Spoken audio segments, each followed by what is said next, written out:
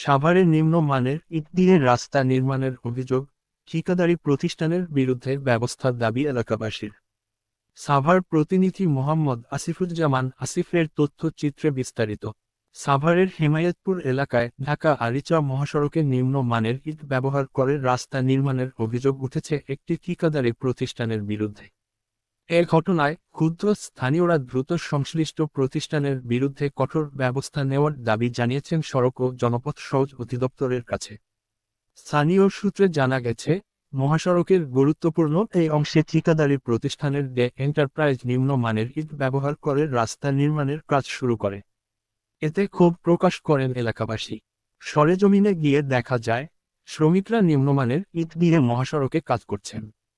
ঘটনার বিষয়ে গণমাধ্যমকর্মীরা বিষয়টি কল্যাণপুর সড়ক বিভাগের উপবিভাগীয় প্রকৌশলী এসডি তানভীর হামিদকে জানালে তিনি দ্রুত ঠিকাদারকে নিম্নমানের ইট সরিয়ে নেওয়ার নির্দেশ দেন।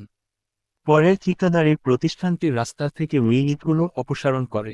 এ বিষয়ে ডে এন্টারপ্রাইজের সাইট ম্যানেজার রাজু আহমেদ বলেন, নিম্নমানের ইট রাস্তা থেকে সরিয়ে নেওয়া হয়েছে। উপবিভাগীয় প্রকৌশলী এসডি তানভীর হামিদ জানান, ঠিকাদারি প্রতিষ্ঠানটি নিম্নমানের ইট দিয়ে কাজ শুরু করেছিল। বিষয়টি জানার সঙ্গে সঙ্গেই তাদের ইটগুলো সরিয়ে ফেলতে বলা হয়, যা পরবর্তীতে তারা করেছে। এলাকাবাসীর দাবি, নিম্নমানের উপকরণ ব্যবহার করলে অল্প সময়েই রাস্তা ভেঙে যাবে। তাই এমন অনিয়মে জড়িত ঠিকাদারদের বিরুদ্ধে কঠোর ব্যবস্থা নেওয়ার আহ্বান জানান তারা।